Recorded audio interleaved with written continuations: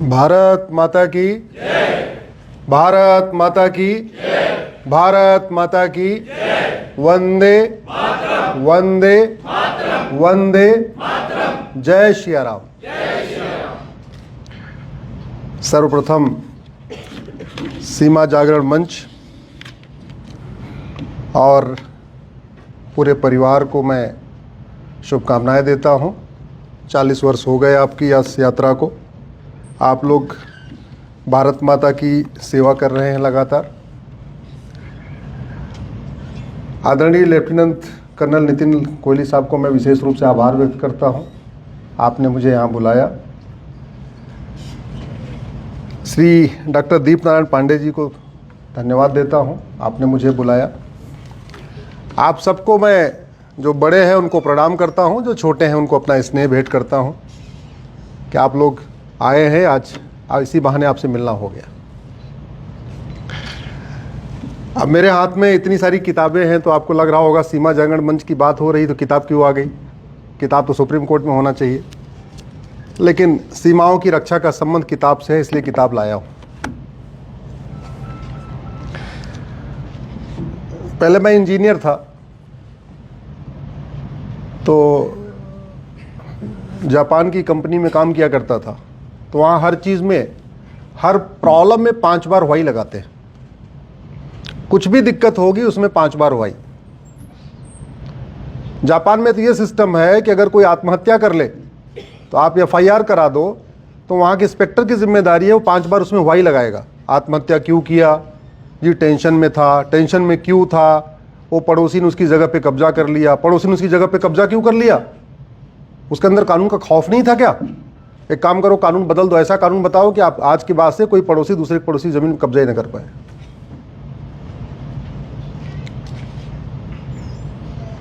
तो इंजीनियरिंग छोड़ के वकालत आने का कारण ही यही था। जब मैं भारत की समस्याओं को देखता था, पहले 2 पेपर मंगाता था, एक हिंदी एक अंग्रेजी, तो पूरी प्रॉब्लम प्रॉब्लम प्रॉब्लम। फिर जब उसकी वाई एनालिसिस करता था तो पता चलता था इस प्रॉब्लम के पीछे घटिया कानून है। फिर मैं सोचता यार इस घटिया कानून पे चर्चा क्यों नहीं हो रही। तो मैंने 2 पेपर और मंगाना शुरू कर दिया। क्या पता जिस पेपर मैं पढ़ रहा हूं हो सकता है इसमें ना डिस्कशन निकला हो, संसद में चर्चा हुई हो, लेकिन इस पेपर ने छापा। तो 2 पेपर और मंगा लिया, 2 हिंदी के 2 अंग्रेजी कर दिए। लगभग 2 साल तक उनको भी पढ़ता रहा। तो देखा ना संसद में चर्चा हो रही है, संसद में समस्याओं पे चर्चा हो रही है, रूट काज और सॉल्यूशन के ऊपर चर्चा ही नहीं हो रही है। शाम को न्यूज चैनल देखता था कि समस्या पे चर्चा हो रही है, रूट काज सॉल्यूशन पे चर्चा ही नहीं हो रही है। अखबार समस्याओं से भरे हैं, मूल कारण क्या है, स्थायी समाधान कहीं चर्चा ही नहीं। तो विधायिका, कार्यपालिका, न्यायपालिका, खबर पालिका, चारों पालिकाओं में केवल और केवल समस्या समस्या समस्या। और बीमारी की चर्चा करने से बीमारी ठीक होती है क्या? जोर से बोलिए जरा। नहीं। अगले आधे घंटे तक ऐसे ही संवाद होगा। आवाज जोर से बोलिएगा जिससे यहां आए, क्योंकि रिकॉर्डिंग इधर ही हो रही है। सीमा जागरण मंच में पहली बार आया हूं। ये वीडियो 4 से 5 करोड़ लोगों तक पहुंचेगा, तो ऐसे पता होना चाहिए कि 40वां अपना जो है कार्यक्रम था स्थापना दिवस का, सीमा जागरण के मंच के में लोगों में जोश है। तो जब भी मैं कुछ पूछूं ऐसे बोलिएगा, जिससे हमारी बात के साथ साथ आपकी बात भी जानी चाहिए।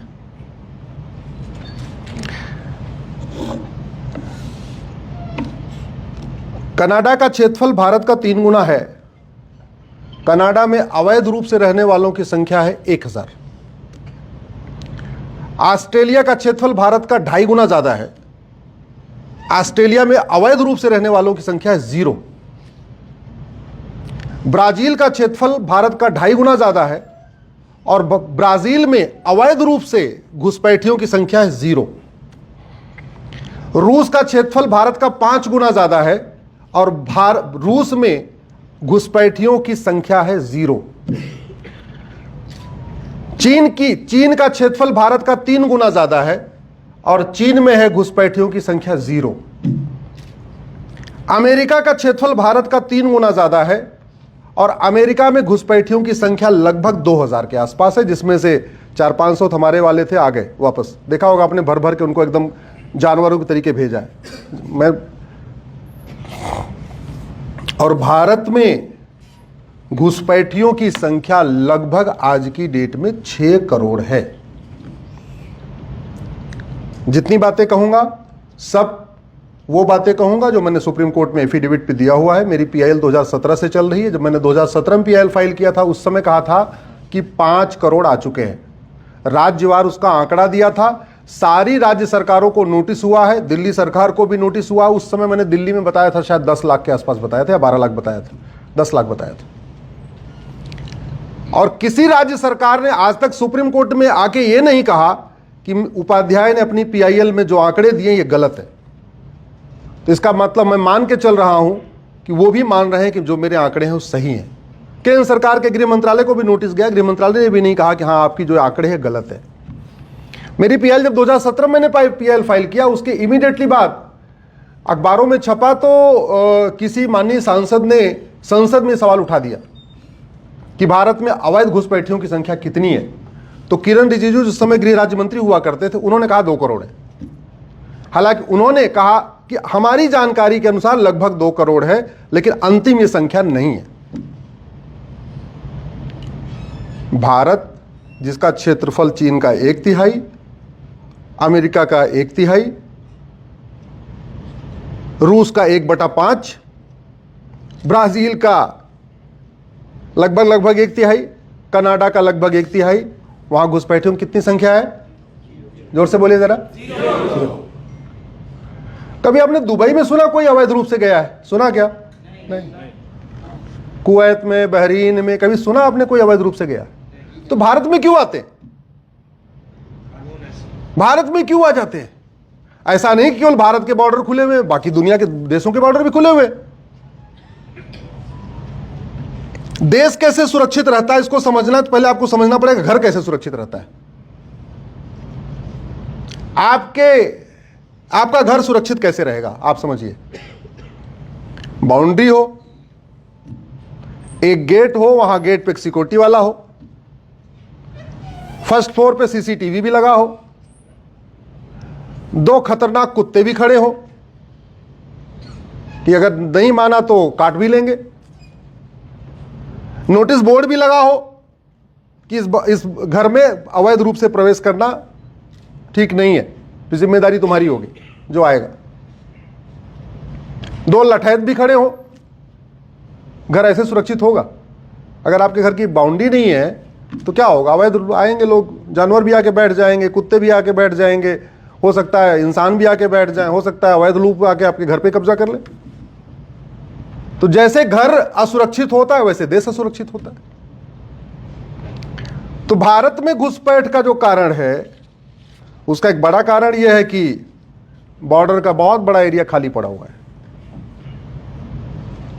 असम का बॉर्डर भी खाली पड़ा हुआ है आज भी, और बंगाल का बॉर्डर भी खाली पड़ा हुआ है आज भी, त्रिपुरा का बॉर्डर भी खाली पड़ा हुआ है, कोई फेंसिंग ही नहीं वहां पे, सीसीटीवी लगा ही नहीं है। अच्छा, खाली प्लॉट हो उसको सुरक्षित करने का एक तरीका यह भी होता है कि आप वहां एक नोटिस बोर्ड लगा दो, और नोटिस बोर्ड लगा के दो भैया ये प्लॉट इनका है या विवादित है या कोर्ट में चल रहा है, कृपया इस पे आने की कोशिश न करें। तो हमने बॉर्डर पे बोर्ड भी नहीं लगाया कि बड़े बड़े बोर्ड लगा के ये बता दें कि भारत में अवैध रूप से प्रवेश करना गंभीर अपराध है। अब वो क्यों नहीं लगाया? क्योंकि अपराध घोषित करने के लिए क्या बनाना पड़ता है? यहां कई अधिवक्ता बैठे हुए हैं, क्या बनाना पड़ता है? तो हमारा कानून ही सड़ा हुआ है, हम कह ही नहीं सकते कि भारत में अवैध रूप से घुसपैठ करना गंभीर अपराध है।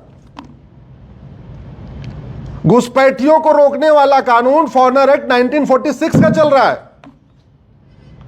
पासपोर्ट एक्ट 1967 का चल रहा है, और घुसपैठ करना तो फिर भी थोड़ा बहुत अपराध है, घुसपैठियों की मदद करना तो कोई अपराध ही नहीं है। तो इसलिए नोटिस बोर्ड लगाने के पहले आपके पास क्या होना चाहिए? कानून। कानून ही नहीं है तो नोटिस बोर्ड कहां से लगाएंगे?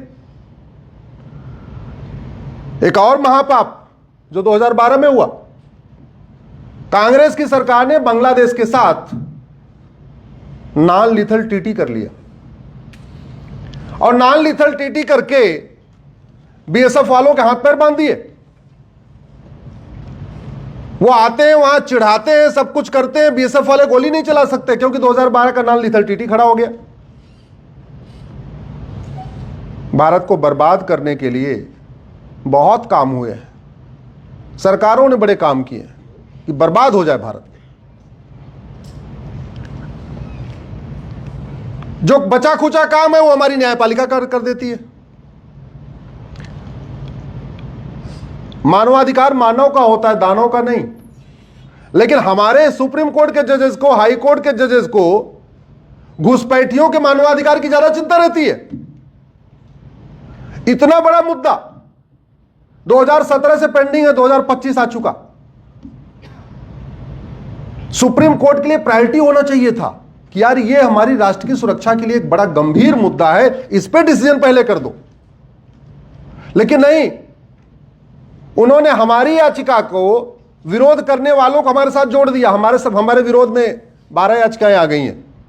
वो कह रही हैं कि घुसपैठियों को राइट टू फूड मिलना चाहिए, घुसपैठियों को राइट टू एजुकेशन मिलना चाहिए, घुसपैठियों को राइट टू शेल्टर मिलना चाहिए, इनको रोटी भी मिलना चाहिए, कपड़ा भी मिलना चाहिए, मकान भी मिलना चाहिए, मनरेगा भी मिलना चाहिए।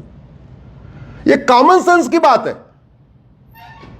मुझे समझ में नहीं आ रहा है कि इतनी छोटी सी बात, घुसपैठ राष्ट्र की सुरक्षा के लिए खतरा है। अच्छा आप बताओ, घुसपैठ राष्ट्र की सुरक्षा के लिए खतरा है कि नहीं? घुसपैठ देश की एकता अखंडता के लिए खतरा है कि नहीं? घुसपैठ अपने आप एक इनडायरेक्ट वॉर है कि नहीं? घुसपैठ एक ऑर्गेनाइज क्राइम है कि नहीं? ये सब कुछ आपको पता है। आप में से सब लोग लायर नहीं है, कॉमन मैन है आप। लेकिन ये बात हमारे जजों को नहीं पता है, हमारे सुप्रीम कोर्ट के जजों को नहीं पता है कि घुसपैठ राष्ट्र की सुरक्षा के लिए खतरा है। इनको जितने जल्दी हो सके खाली करा दो।